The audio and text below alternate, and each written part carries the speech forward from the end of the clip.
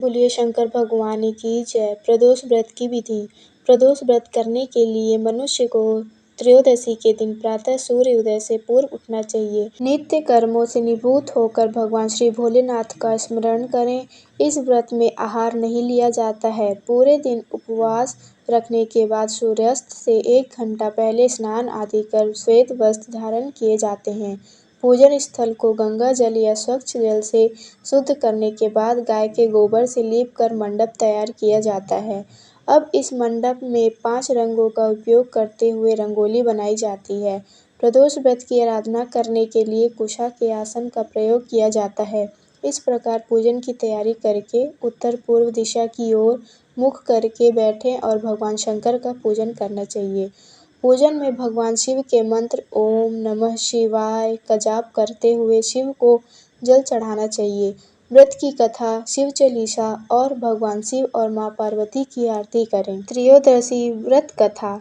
स्कंद पुराण में वर्णित एक कथा के अनुसार प्राचीन काल में एक विधवा ब्राह्मणी अपने पुत्र को लेकर भिक्षा लेने जाती थी और संध्या को लौटती थी। एक दिन जब वह भिक्षा लेकर लौट रही थी तो उसे नदी किनारे एक सुंदर बालक दिखाई दिया जो विदर्भ देश का राजकुमार धर्मगुप्त था।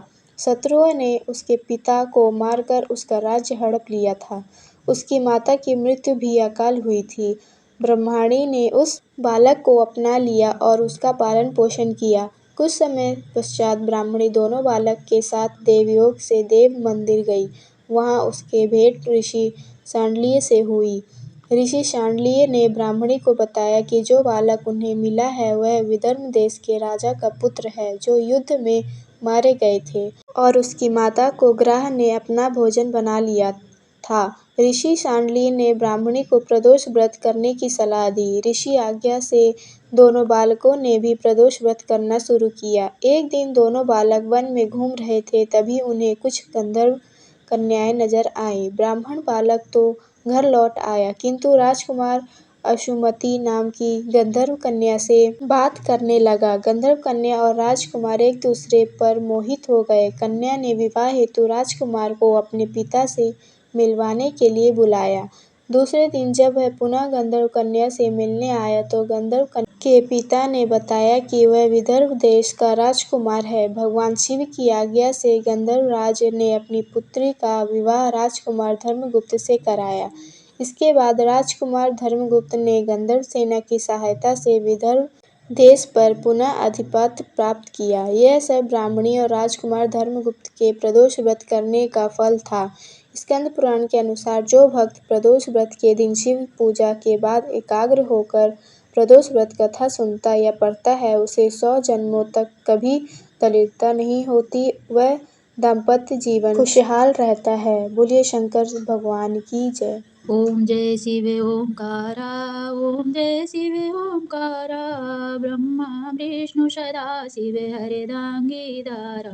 ओम जय शिव ओंकारा, एकानन चतुरानन पंचानन राजे, हंसासन गरुणासन वृषवाहन साजे।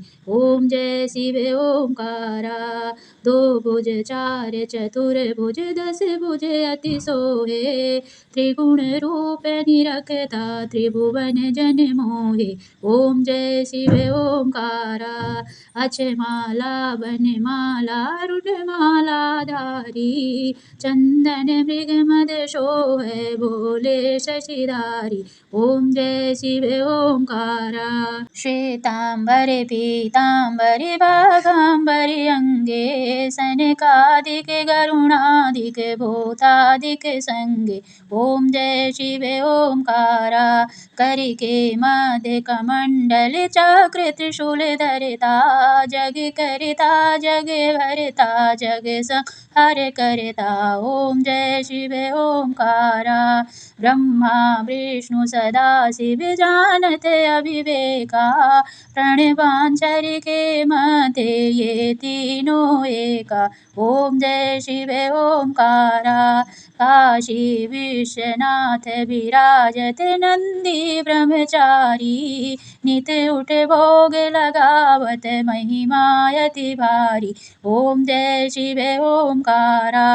त्रिगुण स्वामी जी की आरती जो कोई नर गावे। तात शिवानंद स्वामी मन वांछित फल पावे। ओम जय शिव ओमकारा। भोले भोलेनाथ की जय।